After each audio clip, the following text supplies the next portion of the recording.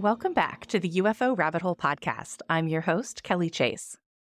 All good things must come to an end. And this podcast and the international community that has sprung up around it has been a very good thing. It's been one of the best things in my life, which is why it's hard to actually say the words that this episode will be the last episode of the UFO Rabbit Hole. But before you panic, this isn't the end.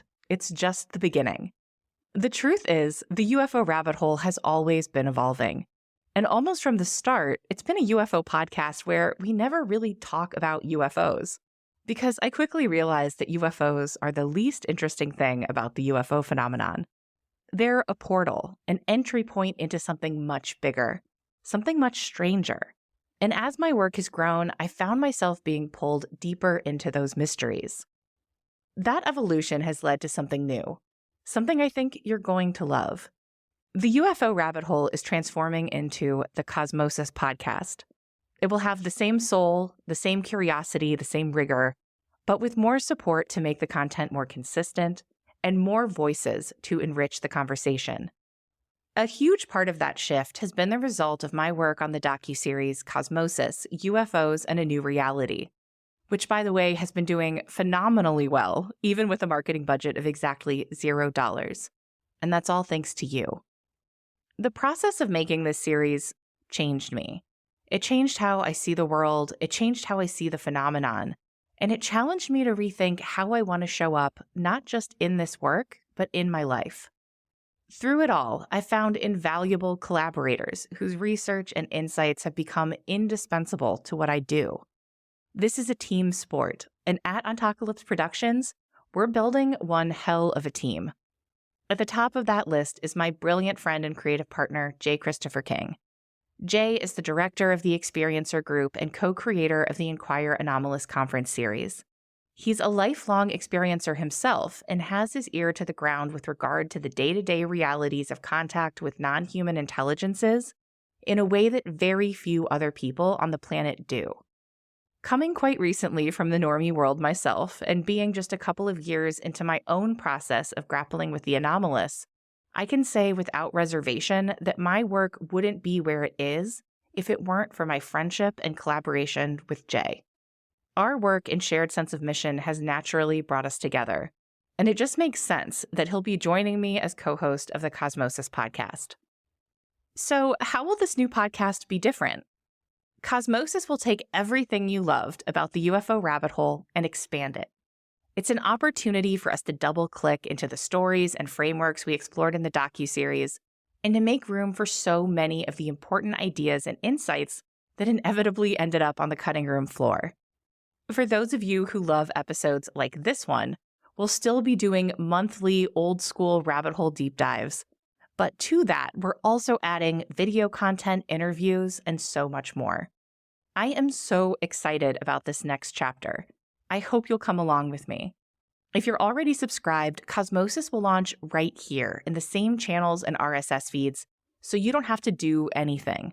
But if you aren't subscribed, fix that now so you don't miss out. The new podcast launches on Friday, February 21st. I'll see you there. When I started this podcast, I made you a promise. I promised that I wouldn't say anything that I couldn't back up with evidence, and that if I later found out that I was wrong about anything, that I would be honest with you all and own up to that. I was very sincere when I made that promise, but it took me very little time to realize how utterly naive it was. I had assumed when I began this journey that the truth about the UFO phenomenon was something that I would be able to apprehend through traditional means of research and verification. I assumed that the information zone around this phenomenon was somewhat sullied, but that with enough time and effort that it would become decipherable. I didn't realize that every single shred of knowledge that one can have about this field is built upon continually shifting sands. In short, I didn't know what I didn't know, and I thought that all of this would be a lot easier. 3.5 years after the anomalous experience that set me on this path, and a little more than 3 years after I started this podcast, I can still look back at everything that I did with a lot of pride. This podcast is the best thing I've ever done. But it's also true that if I had to start it over, knowing what I know now, I would do everything differently. And I'm okay with that. Because that's the nature of this mystery, isn't it? There are as many roads into it as there are people to walk them. No two paths are the same. And though the one I took was imperfect, full of false starts, wrong turns, and assumptions that didn't hold up, it still brought me to insights that changed the way I see everything about myself and the world. And I'm still not done. I'd argue that the work of true inquiry is never done. When I started with the simple question of what UFOs are, I assumed that eventually I'd find a solid foundation of truth. Instead, I was startled to recognize how much of what I believed was built on bad information that I had accepted without questioning. And even more startling was the realization of how little responsibility I had actually taken for my own worldview, my own beliefs. That reckoning, that seismic shakeup, was the real beginning of my journey. I look back at the person I was before I started this work, and I never want to be that locked into a worldview again. If there's one thing I've learned in the last 3 years, it's that intellectual humility is the only stance that makes any sense in the face of a reality that is this big, this strange, and this unknowable. A constant student mindset has become a core value for me, not just in this work, but in my life. So it actually feels not just deeply appropriate, but necessary. The best way to honor the journey we've taken together, to spend these last moments of the UFO rabbit hole burning it all to the ground. Not in despair, not in cynicism, but as a jubilant and defiant act of creation and renewal. I couldn't possibly go through every single thing that I think I got wrong or what I would do differently if I could do it again. But there are some major threads of the UFO rabbit hole that I think are worth our time to unravel. And that's what I want to do in this episode. So let's start where this all began in episode 1, with the disclosure movement. The only reason that I'm talking to you right now is because of the disclosure movement that kicked off in 2017 with the publishing of the infamous New York Times article revealing that the government had a secret UFO program. It wasn't until 2021 that stories about UFOs in our skies and our government's acknowledgement of them slipped their way past my filters and into my awareness. But without those seeds that were planted in 2017, I wouldn't be here. Over the past few years, I obviously have followed the disclosure narrative very closely. And up until the fall of 2023, I had no real questions about the overall authenticity of that movement. I certainly acknowledged not just the possibility, but the probability that certain information was being withheld or obscured by those spearheading disclosure in the name of national security. But I also took the events that were unfolding more or less at face value. I made the case on this podcast more than once that what we were witnessing was an unprecedented movement led by brave patriots within the military intelligence apparatus that were putting everything on the line, even their lives, to bring UFO disclosure to the public. I don't believe that anymore. Some of you are going to balk at that, and others of you are probably wondering what took me so long to get here. Wherever you land on that spectrum, I hope you'll hear me out. What's going on here is complicated, and understanding it involves a level of nuance that is rarely employed in the disclosure discussion that seems hopelessly mired in a black and white, good guys versus bad guys paradigm. It took me a while to get to a point where I felt like I really understood what I was looking at, and even longer to feel ready to talk about it publicly. To be clear, having been wrong so many times before, I don't assume that I have arrived at the final answer, or that what I think today is going to be what I think a month from now. All I can do is be open about what I see, and I leave it to you to decide what you think about it.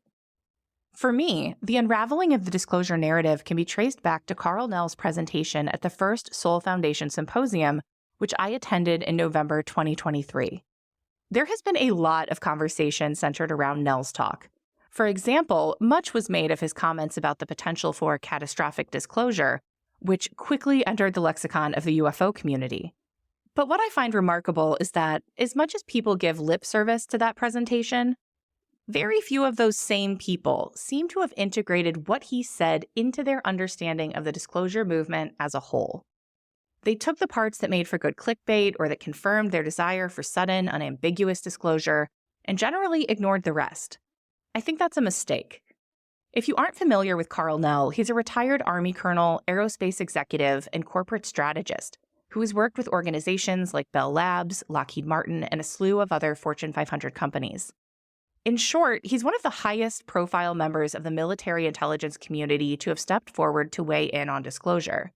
And in my opinion, his talk at Seoul was one of the single most important moments in the conversation thus far, and offered rare insights into how the intelligence community is approaching the topic of UAP transparency.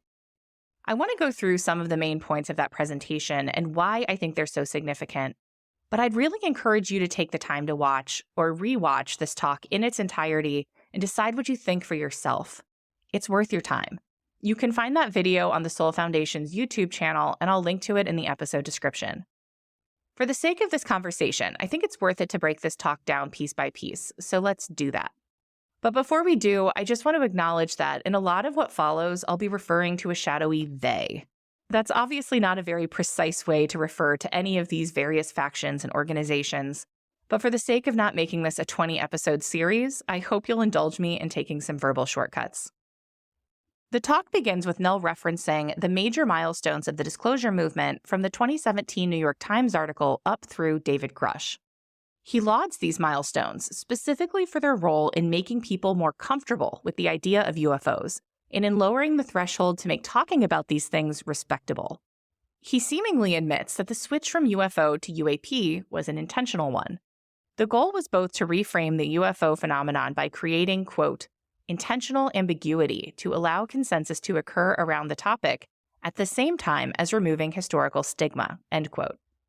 Most importantly, this reframing allowed legislators to begin to take the topic seriously and to do so publicly, which was the first step toward making progress towards transparency. Nell then acknowledges that there are issues with the term UAP, specifically that the intentional vagueness of the term has rendered it almost meaningless. UAP has come to be the label assigned to anything in the sky that is not immediately identifiable, from air trash to intel surprises like the Chinese balloon to foreign recon drones to true unknown unknowns. Nell argues that to make progress, we now need to narrow down what UAP means because it's difficult to write legislation or policy for a problem that we can't name or put boundaries around. He then points to the original UAP Disclosure Act legislation that attempted to define UAP as any object operating or judged capable of operating in outer space, the atmosphere, ocean surface, or undersea, lacking prosaic attribution due to performance characteristics and properties not previously known to be achievable based on commonly understood principles of physics. So why is this important? I think there are a few important insights that we can take away here. First of all, as will become even more clear and undeniable as we move through the rest of this talk, what Nell is saying here isn't just a recap of the road so far. I'd argue that it's an admission that from 2017 onward, what has unfolded in the disclosure movement has been, on a substantive level, guided by the objectives of the DoD, not just rogue whistleblowers. What he's speaking to is a longer timeline and a plan to slowly and systematically introduce the concept of UFOs into the public awareness, and more specifically to members of Congress. There was a clear awareness that the stigma around UFOs, that the DoD itself created and perpetuated over decades, was so strong and pervasive that no member of Congress was going to be willing to touch it, so they had to start by chipping away at that stigma. That was accomplished by rebranding UFOs to UAPs, a term that didn't hold all of the historical baggage of UFOs because it didn't really mean anything at all. Instead of saying UFOs are real and invoking all of that history, they could instead say UAPs are real. But what are UAPs? Well, they're everything and nothing. They're anything we see in the sky that we can't immediately identify. Contained somewhere within that is the suggestion that there could be something anomalous going on, but that's not what the term UAP is referring to. With this rebranding, the anomalous became nameless and lacking all definition. And with that accomplished, they're now able to fill in that vacuum of meaning with a sterilized definition that whittles the vast spectrum and baroque history of the phenomenon down to simply the anomalous performance characteristics of unknown craft. And in the name of protecting the newfound, though marginal, respectability of the UFO topic, the community as a whole has supported and even self-enforced this rebranding without a second thought. It's a masterful sleight of hand. The next thing Nell covered in his presentation was the need for there to be a process in place to facilitate greater transparency. Basically, if there's not a process in place, along with funds, resources, and personnel to facilitate that process, there is no real way for anything to happen. Nell pointed again to the attempts made by the original UAPDA language that was intended to put just such a process in place. He lauded this legislation for being written in such a way as to presume disclosure. This means defaulting to a system where information about UAPs should be shared with the public unless there's a good reason not to. That sounds good, but I also think it's important to recognize the fact that this language was modeled after the legislation that was intended to create greater transparency around the JFK assassination. The President John F. Kennedy Assassination Records Collection Act was passed in 1992, 29 years after JFK was killed in broad daylight on national television. This legislation mandated that all government records related to the assassination of President Kennedy be collected and made available to the public through the National Archives. The law originally required full disclosure of these records by October 26, 2017, unless the president certified that withholding certain information was necessary due to national security concerns. So, 62 years after JFK was assassinated, 33 years after legislation was passed to require public disclosure, and 8 years after the drop-dead date on that disclosure, President Trump just recently signed an executive order to finally make that information public. It remains to be seen when and if that will happen, and if it does, if the public is satisfied with the answers that are given. Regardless of that outcome, I think it's hard to argue that legislation that was created using the same model is the win for disclosure that advocates like Nell and others have claimed that it would be. I think most in the community would agree that a disclosure timeline that is measured in decades and which can be postponed at any time by something that is both as vast and as nebulous as national security concerns is not an acceptable outcome. And yet this is what we're supposed to be cheering for. I want to be clear that my intention here isn't to tear down all the work that's been done on disclosure thus far. This isn't about airing grievances or pointing fingers. I bring all of this up because what I realized in the course of Carl Nell's talk is that in all of the excitement and anticipation of getting swept up in the disclosure narrative, that I had pretty fundamentally misunderstood both what the disclosure movement is and how the Department of Defense and the intelligence community were actually approaching this topic. And honestly, that's on me. That's my bad. I'd been blinded by a story that I desperately wanted to be true, but in sitting in the audience at Seoul and listening to Nell work his way methodically through the reasoning behind the disclosure process, I realized that the story I believed didn't actually make a lot of sense. Because here's the thing. The Department of Defense's primary objective is to ensure national security, protect U.S. interests, and maintain military superiority. Their purpose is to mitigate and manage threats as they arise, and to anticipate possible threats before they arise. One of the core functions of the intelligence community is to cut down on uncertainty. Uncertainty breeds risk, and when you're talking about national security, risk is unacceptable. There is a strategic truism often used in the military that you should never get into a fair fight. In other words, you shouldn't make a move unless victory is assured. If the fight is a fair one, things could go one way or another based on luck, the weather, an accident, whatever. And the DoD does everything that it can to make sure that it never finds itself in a situation where the outcome is so uncertain.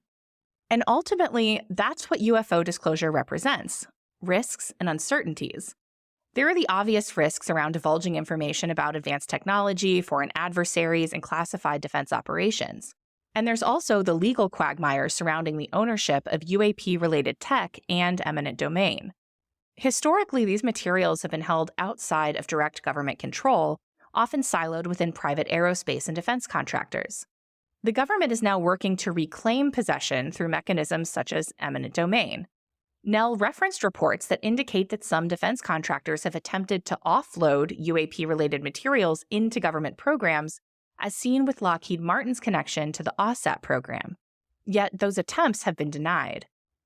Further complicating things, there is strong evidence suggesting that some private entities are reluctant to relinquish control, seeing these technologies as proprietary assets rather than public resources. The battle over these materials has created deep divisions within the disclosure movement itself, as key players often have direct ties to defense contractors. Mapping these connections reveals a hidden proxy war over ownership and control of UAP technology. I personally have zero interest in entering that discussion, but if you pay attention to who in the field is associated with which government agencies and which defense contractors, the various factions and subtle infighting that can seem so opaque suddenly becomes remarkably easy to parse. but I digress. The point is that acknowledging that this tech exists means that suddenly all of these legal issues need to be solved, and likely in a much more public way than those involved would prefer. And that daylight seems likely to uncover further scandals ranging from unfairly awarded government contracts to misappropriation of taxpayer dollars to wet works. So there is considerable risk there. But there's an even greater risk that disclosure represents outside of the advanced tech and the palace intrigue. And that risk is to consensus reality itself. The reality of the UFO phenomenon has the potential to entirely disrupt nearly every facet of both public and private life, from our legacy institutions to our deeply held beliefs about who we are and what reality fundamentally is. And the truth that I think disclosure advocates are quick to overlook, and I include myself in that, is that we really don't know what will happen when the greater public is finally confronted with that reality. But while we may overlook that problem or even judge the risks to be worth it, for the Department of Defense, which judges any new development within the matrix of risk assessment, the risk of societal disruptions isn't just a potentially negative consequence, it's kind of the whole story. The thing that I've come to realize about disclosure is that it's not realistic for anyone to expect that disclosure is going to come from the Department of Defense. All of their mandates, charters, objectives, policies, institutions, resources, and precedents are aligned behind the objective of national security. It has never been the function of the DoD to tell us the truth about anything. And in fact, telling truths that could destabilize the country in ways that are ultimately impossible to foresee makes it antithetical to the very job that we've given them. Okay, so if that's the case, then what are we even talking about here? What's going on? Because while on the one hand it seems like the DoD has very little reason to engage in any kind of disclosure efforts, we are seeing some movement. So what does that mean? I think there are a few important conclusions that we can draw. The first is that what we've been watching unfold since 2017 is controlled disclosure. It's a strategic approach to releasing information about UFOs in a way that manages risks, preserves national security, and minimizes societal disruption. In his talk, Nell did not shy away from this reality. In fact, he referred to controlled disclosure as a campaign plan or a meta plan that would guide how and when this information was being disseminated in a way that hedged against potential risks. And he didn't just talk about the campaign plan for controlled disclosure in an abstract sense. He actually showed a slide that gave the proposed timeline for this controlled disclosure. In this slide, the first phase goes from January 2024 through January 2026, and this is the phase where the existence of UFOs is revealed to the public. It isn't until around the October 2030 mark when disclosure is supposed to happen, though what that actually involves, whether it's an actual declaration by the president or just a general consensus among the public, is unclear. An actual engagement with these NHIs is set for 2034 and beyond. To be clear, I don't think that the slide that was shown was the actual plan, for a variety of reasons. But I do believe that it was representative and illustrative of a very real plan that exists. And that was likely already in motion when he gave that talk. Something that one quickly realizes when doing research in this field is that everything is redacted. And I don't just mean FOIA docs. I mean the books that are written, the talks that are given at conferences, podcast appearances, even scholarly articles. Essentially all the information that we get from people who are actually in a position to know is heavily redacted. And that redaction itself is a form of communication for people who have eyes to see. The people in this world understand this shorthand, and they use it to communicate with each other in plain sight. They know how to point to something in a way that is almost imperceptible to those who aren't initiated, and they know how to decode what someone is really saying by paying attention to the parts that they are leaving out. I will admit to sometimes using this technique myself when talking about things that I think could place myself or others in danger. It is, unfortunately, how the game is played when the stakes are as high as they are with this topic. And I'd argue that if you look at Carl Nell's Soul Talk through this lens, it's suddenly very easy to connect the dots on what he's actually saying. Once again, I'd encourage you to watch it for yourself and decide what you think, but here's what I took away from what he said. First, we are about 7 years into a nearly 20-year process of controlled disclosure. Second, the point of controlled disclosure isn't about disclosing all of the facts to the public, but rather to hedge against risks while also opening up lines of logistics and oversight between the DoD and the various contractors and entities that currently are in possession of non-human technology. Third, serving those objectives doesn't require the truth. It only requires that people believe a version of the truth that enables the meeting of those objectives. In fact, in the meeting of those objectives, it would almost certainly be better in the eyes of the DoD that the public believes a good lie rather than a hard truth. And finally, most, if not all, of what we've seen on the disclosure front since 2017 has been theater, designed and acted out with those core objectives in mind. All right, so I just said a lot there, and I want to take a quick minute to answer the questions that naturally arise. First of all, what about catastrophic disclosure? Could the motivation behind controlled disclosure be, as Carl Nell suggested, a hedge against catastrophic disclosure coming in the form of revelations from other governments or even NHI themselves? Absolutely. I certainly don't think that we can rule that out. Disclosure is not in the interest of the DoD, and it undermines its core objectives. So if it's happening anyway, we have to assume that there is some sort of forcing function at play here. If everything is ultimately a cost-benefit analysis, then it stands to reason that something has changed since 2017 that changed the math on disclosure.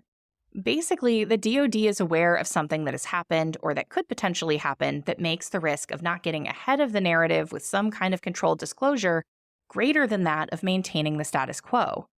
We don't know what has changed, but something undeniably has.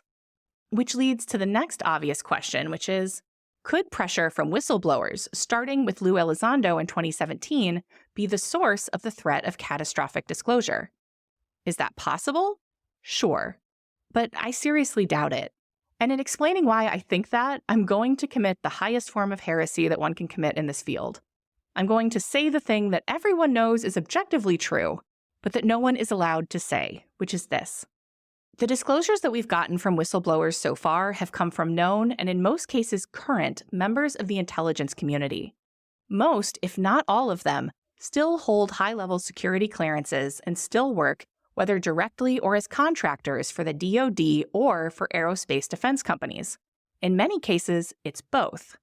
And the information shared with us by those whistleblowers is the information that has been approved by the DoD through DOPSR. DOPSR, or the Defense Office of Pre-Publication and Security Review, is the U.S. Department of Defense office responsible for reviewing and approving information before it's publicly released to ensure it does not compromise national security. So basically, they have said only what the DoD has said they are allowed to say. Which is why I don't think that the whistleblowers that have come forward thus far represent a threat of catastrophic disclosure. It's hard to think of any other cases of whistleblowing in either the private or public sector where whistleblowers remained in such good standing within the organizations that they were blowing the whistle on. So, at the very least, these are whistleblowers who are more than willing to play by the rules. The fact that it's so controversial to even acknowledge these basic truths is because the disclosure narrative is doing exactly the things that it's supposed to do. It's getting people invested in a story and in personalities that they want to believe in enough to not just overcome cognitive dissonance, but to deputize them to help further this narrative.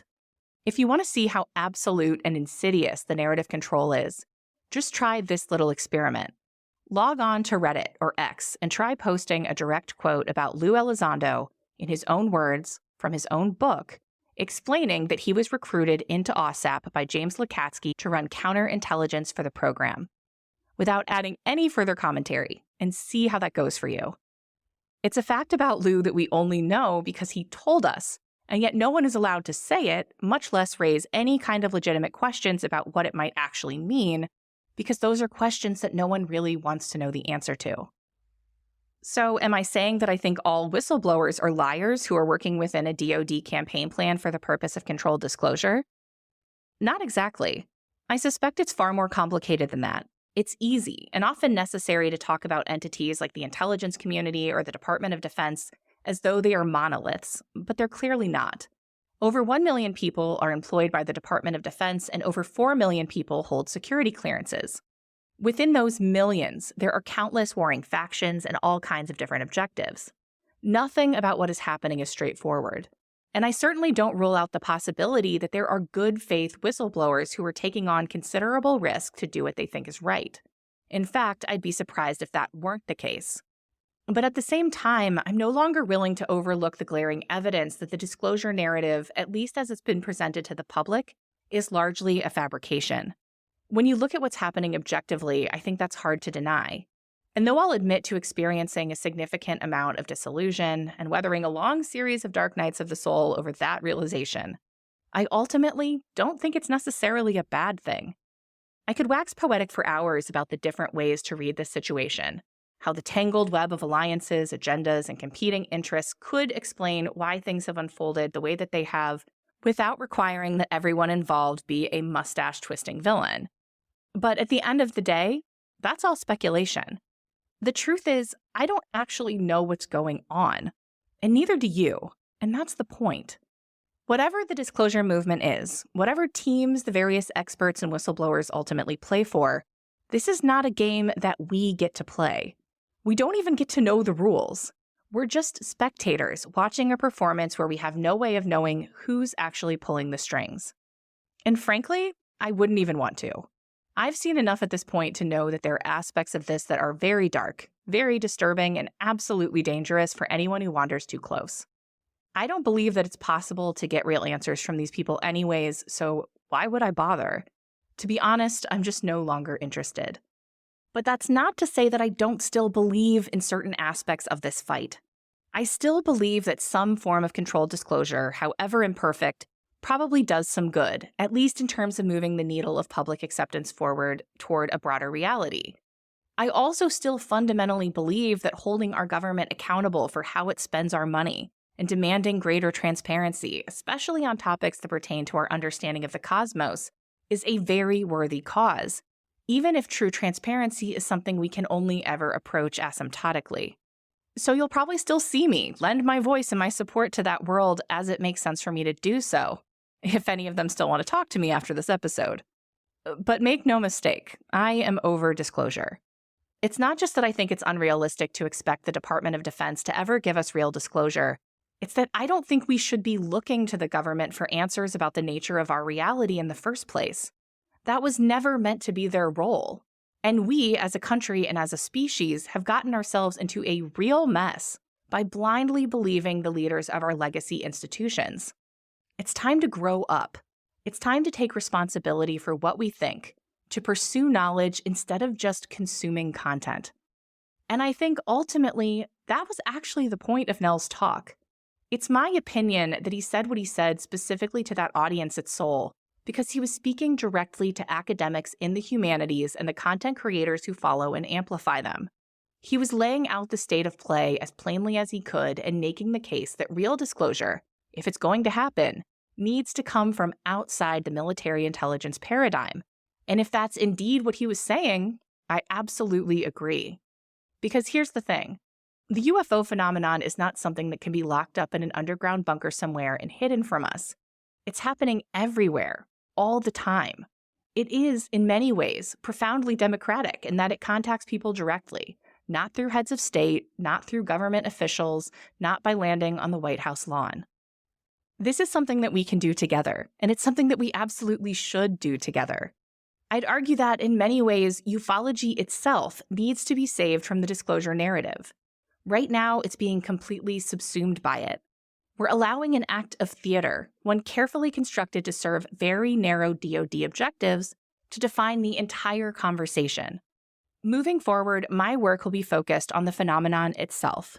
And doing that has required me to entirely rethink my approach to how I do this work. When I first started studying UFOs, I avoided the so-called high strangeness aspects of the phenomenon. I thought that if I wanted to be taken seriously, I had to focus on what seemed credible: nuts and bolts craft, government disclosures, and declassified documents. I thought anything involving entities, psychic experiences, synchronicities, or encounters with the truly bizarre would undermine my credibility. But the truth is, I wasn't avoiding those things because I feared that others wouldn't take me seriously. I avoided them because I wasn't ready to take them seriously. Now I would argue that those elements of high strangeness are the phenomenon. Any attempt to understand UFOs that doesn't center them isn't just incomplete, it's a fantasy, a LARP. We can't cherry-pick aspects of the mystery that fit neatly within the frameworks of materialist science or government secrecy while ignoring the vast body of experiencer testimony that paints a far stranger, more unsettling, and more complex picture. The phenomenon doesn't conform to our expectations. It challenges them. The UFO conversation has been trapped in a loop for decades, always on the verge of disclosure, always searching for physical proof, always arguing over whether the government knows more than it lets on. But when you sit down with experiencers, when you listen to the stories that don't fit within the clean lines of aliens and spaceships, a different pattern emerges. These encounters aren't just about technology or extraterrestrials. They often involve telepathic communication, missing time, poltergeist activity, precognition, and other phenomena that stretch the boundaries of reality itself. If I could go back and do it again, I would start there. I would begin with the experiencers, the high strangeness, and the full spectrum of anomalous events, not as a side note, but as the core of the inquiry. The phenomenon isn't just about something out there visiting us. It's about something that's already woven into the fabric of our reality, something that's always been here, interacting with us in ways that we're only just beginning to understand. If we ignore the weirdness, we're not actually investigating the phenomenon. We're just playing at it.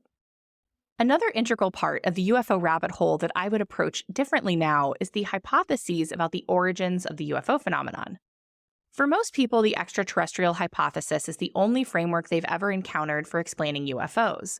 It's the one that dominates pop culture, government narratives, and even much of the serious research. And while it might be part of the answer, it's also deeply limiting. Breaking people out of that framework isn't just valuable, it's essential.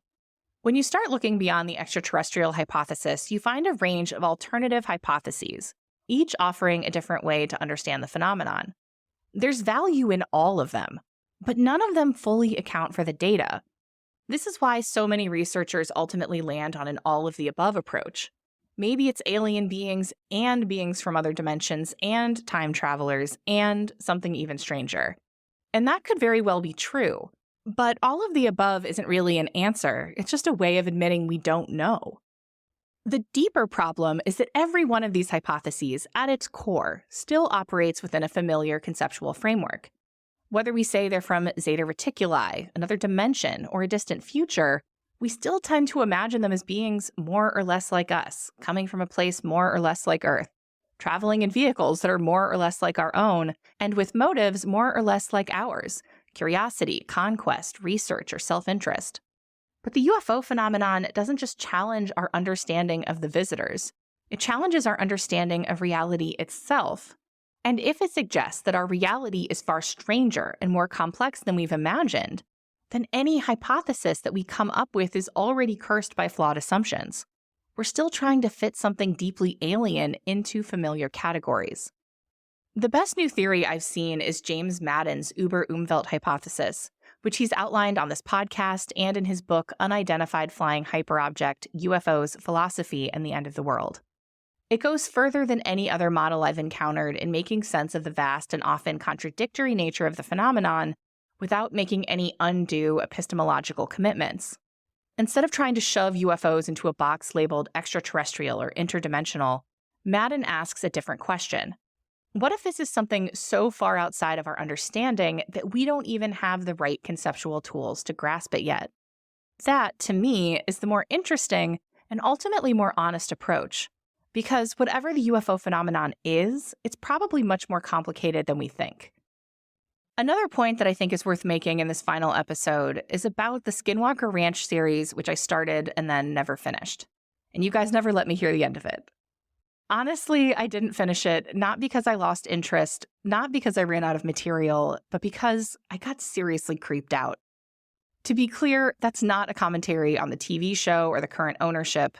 The ranch itself has a much longer and deeper history, one that reaches into places that I ultimately decided I didn't want to go. Skinwalker Ranch is more than just a hot spot for UFO sightings. It's a portal, literally and figuratively, into a nexus of phenomena that includes interdimensional anomalies, cattle mutilations, the occult, and black-budget military intelligence operations. It's one of those places where everything strange seems to intersect, and the deeper you go, the harder it becomes to separate fact from manipulation, reality from deception. At a certain point, I had to ask myself, how far down this rabbit hole do I really want to go? Through further research and reflection, I made the decision not to say too much more about where that particular line of inquiry was leading me. There is a dark side to this, and frankly, I don't think there's much value in chasing it. I don't want to do it in my own life, and I certainly wouldn't want to encourage anyone else to do it. When you start getting too close to certain aspects of UFO secrecy, especially the intersection of secret technology, intelligence operations, and the occult, you quickly find yourself lost in a hall of mirrors. Nothing is what it seems, and no one is telling the truth. At best, you waste your time chasing phantoms. At worst, you find something real, something that doesn't want to be found. And here's the thing. The phenomenon isn't just shadowy corridors and government black sites. There's also an incredible lightness, a deep sense of potential, wonder, and hope. I've seen it in my community and the people who have come together around this mystery, and I've seen it in my own life. That's where I'm choosing to focus my work going forward, and not just out of fear or convenience, but because I genuinely believe that that is where the real story is. The other thing I want to say is that for all the talk about craft, crash retrievals, and government secrecy, the real secret behind the UFO phenomenon isn't about technology. It's about us. Look at the biggest names in ufology who have been in the field for decades and remain at the center of the conversation. People like Hal Puthoff, John Alexander, and Bob Bigelow. These aren't just people interested in UFOs. They're interested in psi phenomena, human potential, near-death experiences, out-of-body experiences, and what one might call the soul. Their research doesn't just probe into questions of what UFOs are, but what we are and what we might be capable of. And they're right to be interested. Psi phenomena, telepathy, remote viewing, precognition, anomalous synchronicities aren't just footnotes to the UFO mystery. They're an integral part of it. When people encounter UFOs and non-human intelligences, they don't just see something unusual. They often experience a profound shift in consciousness. They receive messages in their minds. They undergo spontaneous out-of-body experiences. They witness reality bending around them in ways that suggest UFOs aren't just vehicles, but something far stranger, something that interacts directly with human perception and cognition. This has always been the real secret. Not nuts and bolts, not propulsion systems, not retrieval programs. The true mystery of the UFO phenomenon isn't just what's out there, it's what's inside us. And that's dangerous knowledge. Human potential, our ability to access non-ordinary states of consciousness, to expand our awareness beyond the limits we've been conditioned to accept, to interact with reality in ways that defy mainstream science, is a threat to authority. Any power structure that depends on control depends on people believing that they are small, powerless, and disconnected from a larger reality. If the UFO phenomenon points to anything, it points to the opposite, that we are far more powerful, far more connected, and far more extraordinary than we've been led to believe. Maybe that's why the secrecy exists, not just to keep the truth about UFOs from the public, but to keep the truth about ourselves hidden. There is a quote from T.S. Eliot that I love. "We shall not cease from exploration, and the end of all our exploring will be to arrive where we started, and to know the place for the first time." In many ways, this podcast is ending where it began, with a question. The question. What are UFOs? And yet, though I find myself in the same place, the world around me has changed. I have changed. It reminds me of coming back home after years of traveling and living abroad. When I returned to Northeast Ohio, I saw it with new eyes. Before, I would have told you that it had no culture at all. But that was only because I was too close to see it. The culture in which I was raised was like water to a fish, so ever-present, so fundamental, that I had mistaken it for nothing at all. I had to experience something different to really be able to see it.